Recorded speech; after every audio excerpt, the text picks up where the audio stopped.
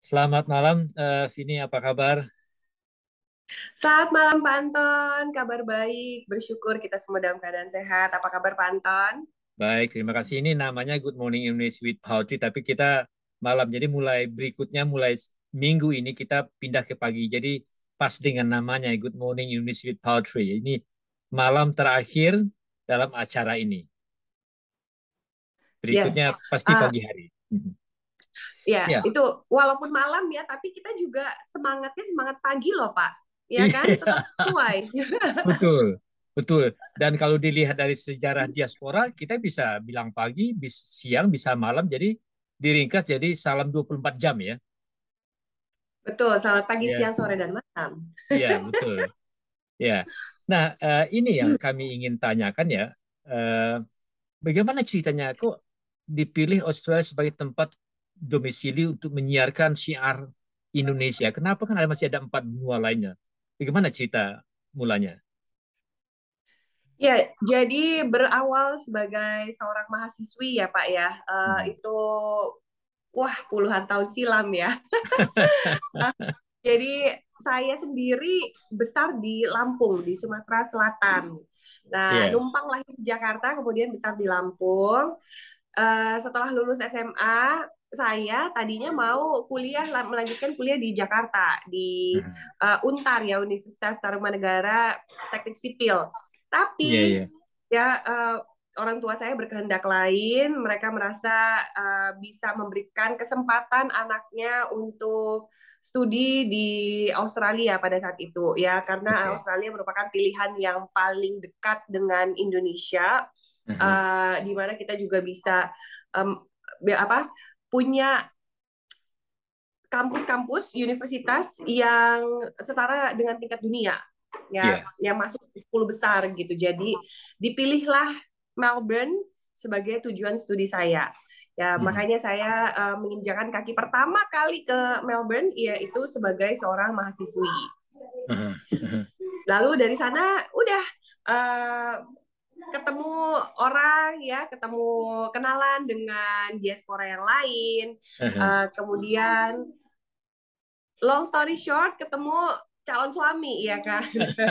Roy ya. Ya udahlah, jadi kita memutuskan untuk tinggal menetap di Australia gitu. Iya, iya. Memang seperti kata pepatah kita atau kepercayaan masyarakat Indonesia, Tuhan enggan berbagi mengenai kelahiran, kematian, dan jodoh ya. Kita nggak tahu ya. Betul. Mm-mm. Jadi Betul. seperti apa manusia merencanakan, Tuhan memutuskan. Itu terjadi dengan Vini sendiri ya. Iya, betul sekali. Ya. Padahal ya, Pak, saya udah dapat PMDK loh. PMDK itu artinya eh, uang kuliahnya didiskon karena Oke. saya punya nilai-nilai ya, dapat beasiswa 50% lah ke Oh ya? Untar gitu. Mhm. Mhm. Tapi tetap aja ya, ya tapi bersyukur ya, bersyukur banget karena dengan ya, memiliki orang tua yang begitu sayang dan perhatian sama saya, sehingga Ya, saya diberi kesempatan untuk studi dan tinggal di Australia. ya. Terus bagaimana ceritanya? Kok jadi terjun ke media buset yang sampai sekarang itu semakin marak ya, semakin seru dan semakin besar ya. Bagaimana cerita asal mula majalah buset ini? Kenapa buset? Kenapa ceritanya? Puji syukur ya Pak. Ya. Ya itu sendiri memang sepertinya sudah di jalannya ya Pak. Jadi awal muasalnya adalah tahun 2005 ya. 2005 itu saya sendiri sudah pada saat itu sudah kerja kantoran. Suami saya pada saat itu belum suami ya. Hmm. Baru Pacaran pacaran ya. ya. Iya, Anda juga kenal namanya Roy. Roy waktu itu Iya. juga bekerja sebagai seorang IT specialist. Hmm. Namun dia berasa, wah kayaknya saya nggak suka nih kerja diatur-atur jamnya, dan dia merasa gerah gitu ya, kalau kerja harus pakai jas, pakai dasi gitu. Nah jadi dia merasa kayaknya kita harus do something deh di sini ya kan. Dan Roy orangnya sangat suka membaca ya, kalau ada kesempatan setiap pagi juga dia baca. Lalu setiap weekend juga hampir setiap hari selalu baca. Aha. Nah, pada saat itu merasa bahwa eh, ini belum ada suatu media ya, media komunitas Indonesia yang bisa menjadi jembatan komunikasi, karena kita melihat wah, orang-orang Indonesia di sini sangat aktif ya. Banyak Ya, sekali acaranya. Nanti dari PPIA, dari organisasi kemasyarakatan yang lain itu juga sering sekali mengadakan acara. Tapi kita suka telat tahu, taunya itu baru dari orang-orang yang lain. Jadi ya, ketika ketemu sama teman, teman cerita, lo kemarin ada acara ini begini bagus loh. Saya juga kenal-kenal orang-orang yang hebat-hebat, yang pintar-pintar. Nah, kami berdua berasa, wah seharusnya kalau kita tahu dari sebelum-sebelumnya nih, kita mau datang juga dong, mau lihat dan kangen juga kan. Setiap acara Indonesia selalu ada kuliner Indonesia, ya kan? ya, Dan itu merindukan sekali yang seperti itu. Nah, beranjak dari situ, eh, Roy yang merasa, wah bagaimana kalau kita buat suatu media yang bisa memberitahukan ini semua sebelum acaranya dimulai gitu. Dan mhm, setelah pada saat acara juga, karena semua orang kan memberikan effort yang terbaik, panitia acara ya, itu selalu udah mempersiapkan acara dari bulan-bulan sebelumnya. Ya, ya, harusnya semua orang tahu gitu loh. Semua orang tahu, wah acara ini baru saja berlangsung dan luar biasa mewahnya. Semua yang datang juga sangat terhibur. Nah, next time ada acara seperti itu, yuk datang ya. Jadi ya, mulailah dengan konsep suatu pada saat itu bukan majalah ya, konsepnya lebih ke tabloid. ya, mhm, Lebih ke tabloid untuk menjadi jembatan informasi di mana kita juga meliput meliput acara tersebut gitu ya, meliput ya. dan dalam tabloid. Nah, kenapa namanya Buset? Ya berhubungan dengan tabloid tersebut karena sebetulnya Buset itu adalah singkatan dari bukan sembarang tabloid. Oh, Seperti itu. oh itu singkatan jadinya ya, Betul. singkatan. Bukan Nah, sembarang tabloid. Nah, aha, seiring berjalannya waktu pada tahun 2000 itu 2005 berarti sekitar 2015 karena konsep tabloidnya itu kan tadinya benar-benar kertasnya kertas tabloid ya, kertas koran gitu kan. iya, iya, iya. Jadi diganti ke uh, lebih glossy paper Mhm, dengan cover yang menyerupai majalah. mhm, Jadi nama Buset diganti menjadi Buset Magazine. mhm, mhm. Saya jadi ingat, saya pikir dulu ada film Buset ya, tahun 60-an ya. Itu kan kata kata umpatan gitu ya. Kalau lagi marah, segala lagi kesel gitu, buset gitu ya. Jadi bukan dari kata itu ya. Bukan, sebenarnya Buset itu kalau menurut dictionary ya di Iya. kata-kata slang di Indonesia, Buset itu Aha, adalah expression of amazement. Jadi ketika aha. seorang ingin mengekspresikan wow gitu ya, orang Iya, iya, mengutarakan buset. Misalnya, orang itu wow banget ya, gila dia dandanannya apa kinclong semuanya dari atas sampai bawah. Buset, orang itu ini banget, iya, iya, mewah banget gitu ya. iya, iya. Jadi Jadi lebih apa? ke expression Iya, of jadi amazement.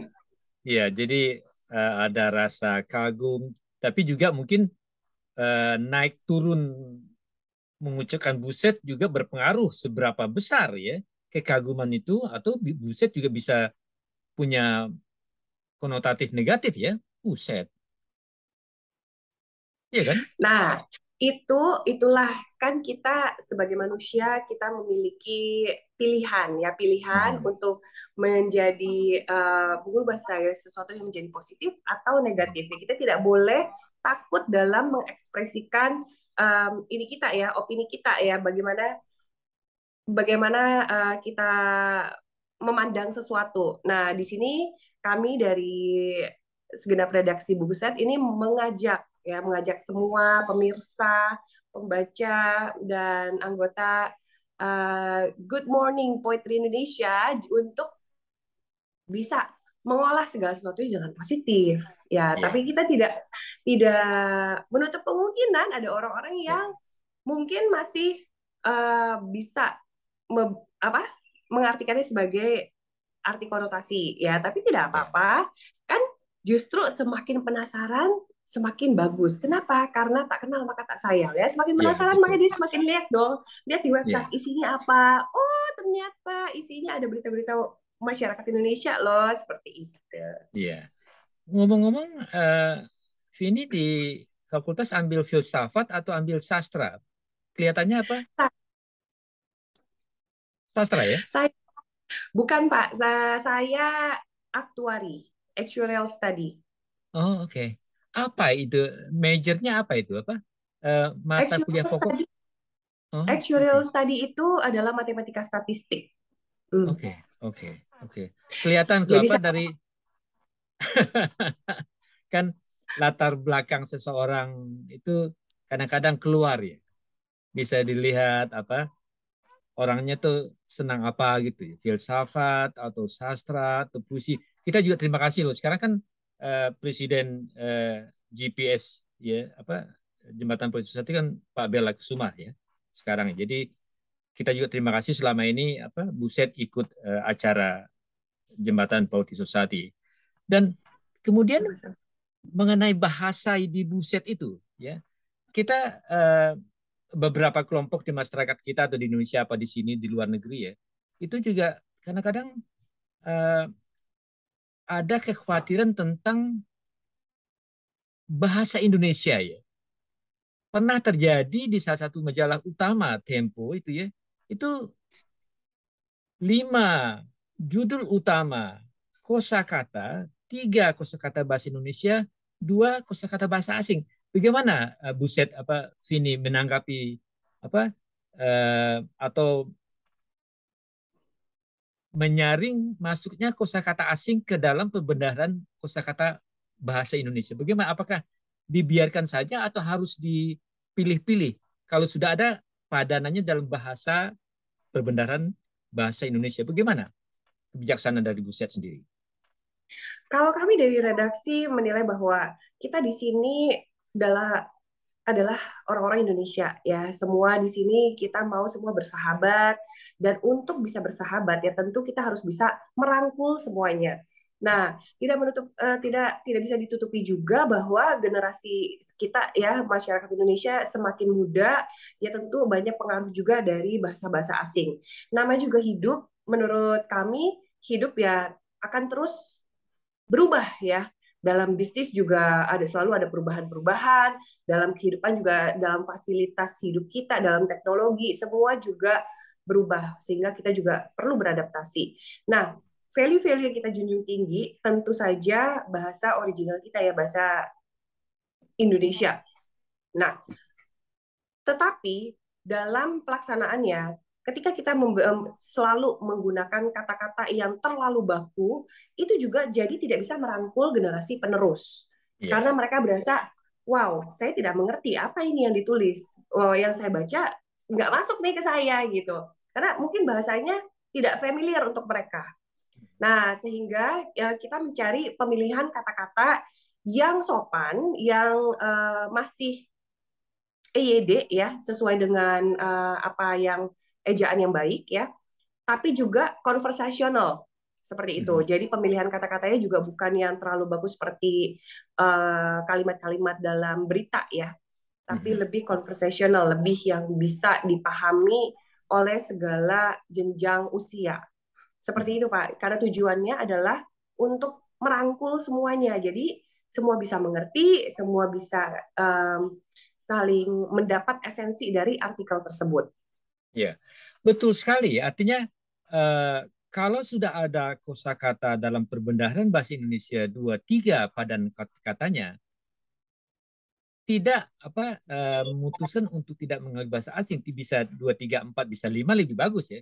Tapi tidak melupakan kosakata yang sudah ada dalam bahasa Indonesia.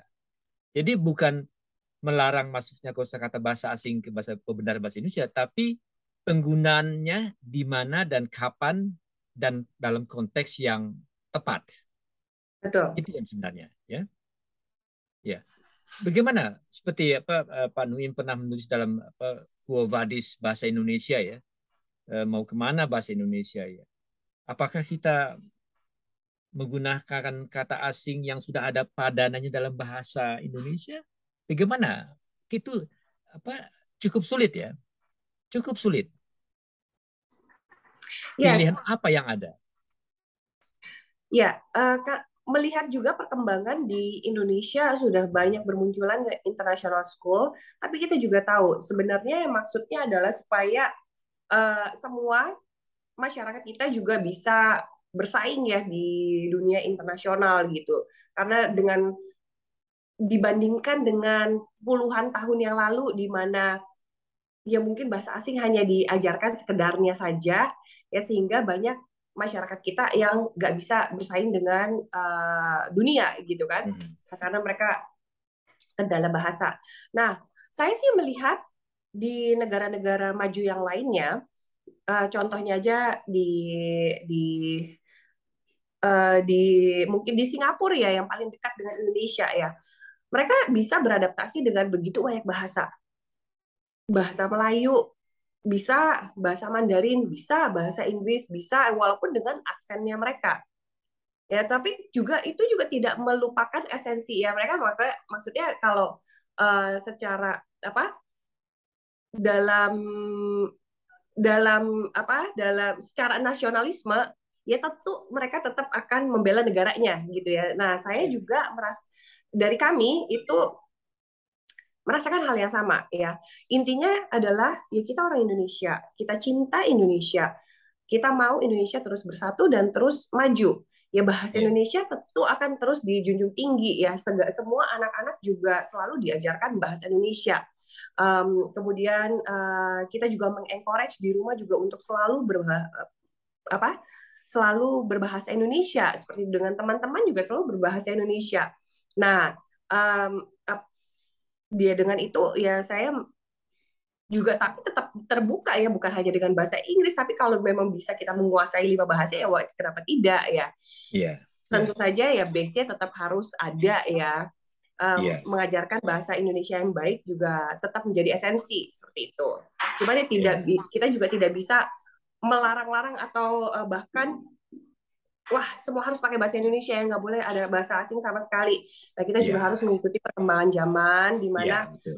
intinya kita juga harus bisa menyampaikan apa yang tersirat dan tersurat itu dengan baik seperti itu kan. Iya, Kadang-kadang ada bahasa-bahasa baru yang mungkin lebih lebih cocok gitu ya kalau menggunakan bahasa original ya bahasa asingnya seperti itu. iya, iya, betul. Nah, Emang, tapi bukan berarti yang sudah ada Indonesia jadi diasingkan gitu ya, kan? itu yang menjadi pokok persoalan di situ. Jangan sampai melupakan padanan kata bahasa Indonesia yang sudah ada. Jangan sampai dilupakan. Hmm. Ya, itu yang paling penting. Dan terakhir, yang saya takutkan itu, hari ini saya ketemu dengan seorang guru orang Malaysia. Dia juga mengkhawatirkan. Kenapa? Saya membaca buku Ateis ya, bukunya Ardiat Khatami Harja, salah satu novel Indonesia yang katanya yang terbaik, yang sudah diterjemahkan dalam beberapa bahasa asing. Itu terbitan tahun 60-an. Tidak ada satu kosakata bahasa asing pun. Itu 1960 ya. Jadi Mm-mm. dalam tempo 62 tahun, bahasa Malaysia, bahasa Melayu, itu lebih dari 40% itu bahasa Inggris, bahasa asing. Jadi orang Malaysia sendiri juga cukup khawatir dengan apa yang terjadi dengan bahasa Melayu. Sampai saat dia mau pinjam buku itu.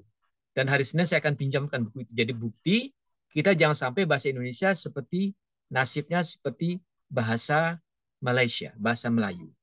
Nah itu yang satu. Kita sudah setuju ya bahwa tidak melarang masuknya kosakata asing, tapi tidak melupakan kosakata padanannya dalam bahasa Indonesia.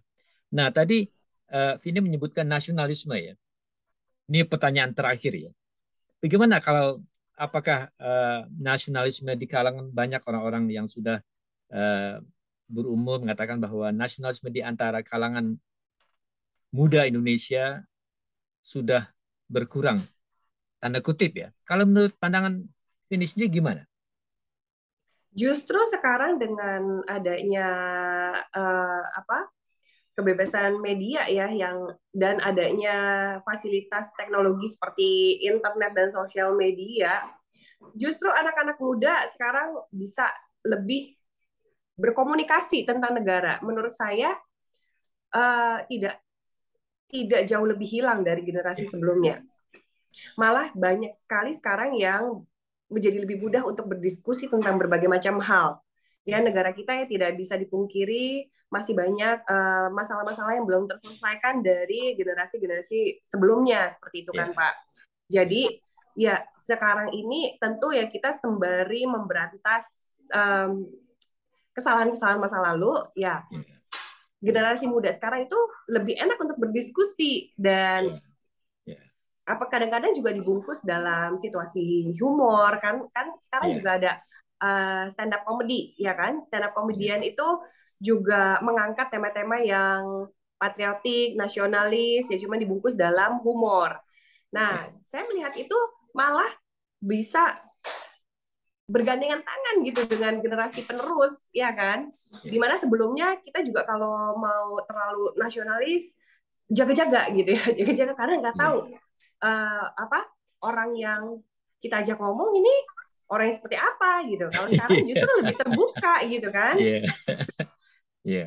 Dan seperti Arif Budiman pernah bilang bahwa nasionalisme tidak bisa diukur dengan kertas, ya, paspor, ya. Hmm, Tidak bisa. hmm, Terasa hmm. jauh lebih dalam dan lebih bermakna daripada itu, ya.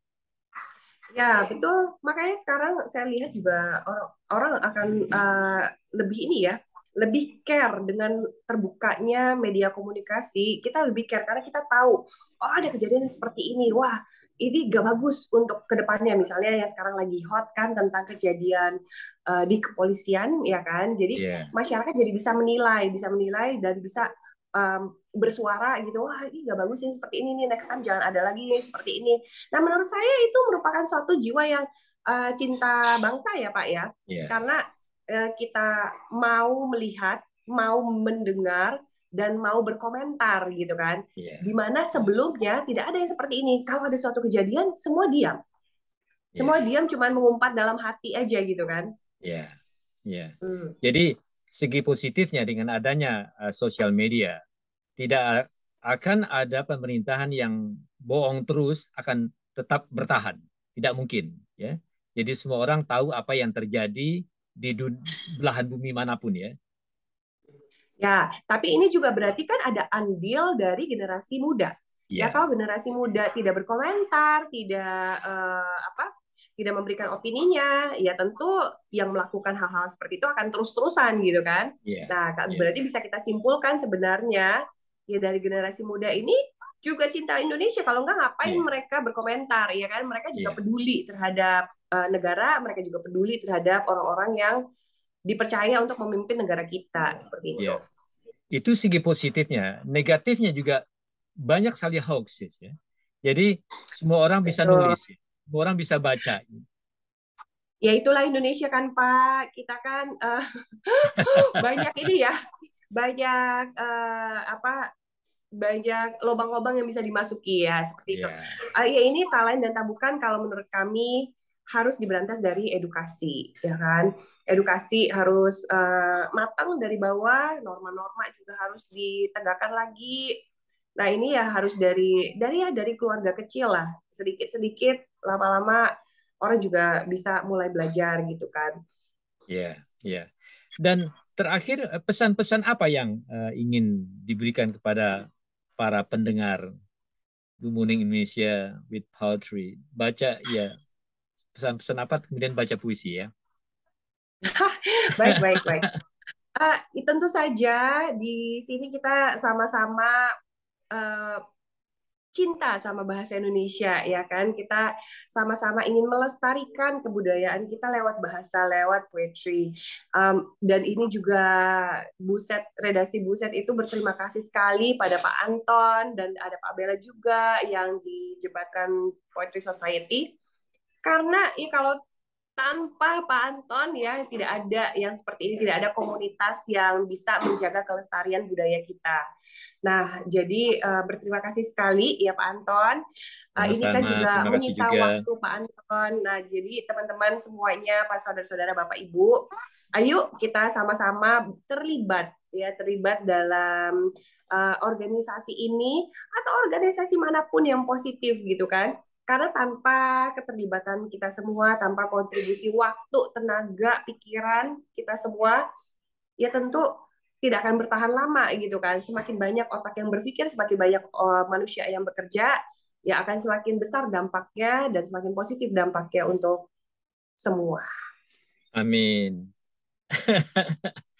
Banyak kepala semakin banyak ide ya. Betul, Pak. Hanya Ya, hanya perlu dijaga yang positifnya gitu ya ya. betul, betul. Kalau dalam istilah kita APBN, ambil positif, buang negatif. Bagus sekali singkatannya ya. Oke, silakan baca puisi apa saja. Oke, saya akan membacakan satu puisi dan puisi ini sangat berkesan untuk saya karena di satu-satunya orang yang memberikan puisi untuk saya. Oh iya. Nah, ini adalah dari mantan konsul protokol KJRI Melbourne ya, Bapak Zainal Arifin. Beliau tuh memang suka sekali menuliskan puisi dan sebelum kembalinya beliau ke tanah air karena masa tugasnya sudah selesai, nah dia sempat menuliskan satu puisi dua paragraf untuk saya. Ya, Saya bacakan silakan. ya. Terima kasih Pak Zainal. Um, ini dalam bahasa Inggris, by the way, ya, nggak apa-apa ya. Silakan. Good evening, Bu Vini. My pleasure to meet you in conversation. Knowing you is my precious Lamborghini, as you are like a Maharani. I'm now a Melbourne alumni. Only last January, my terminai. Still ringing in my ears from Bineka Room the sound of timpani. That's all, my Kanzani Zainal Arifin. Terima kasih. Memang Pak Zainal seorang diplomat, tapi juga seorang penyair ya. Betul sekali. Dan beliau itu suka sekali menulis puisi dalam bahasa Indonesia. Nah, selama di Melbourne ini, dia juga belajar untuk bisa menuliskan puisi dalam bahasa Inggris gitu kan. Jadi ini Ya, saya appreciate banget, saya sungguh-sungguh berterima kasih ya mendapatkan salah satu dari karyanya. ya. Baik, Vini, mungkin kita harus bikin apa episode kedua mungkin ya, karena banyak sekali apa topik-topik yang harus dibahas ya. Siapa? Senang sekali bisa berbicara dan berbincang-bincang, berdiskusi dengan Pak Anton. Terima kasih dan selamat malam. Selamat malam semuanya, selamat pagi, siang, sore, dan malam. Salam 24 jam. Iya, salam 24 jam. Semangat. Betul. Terima Dan kasih. Happy Independence Day ya. Dirgahayu Indonesia. Betul. Terima kasih. Terima kasih.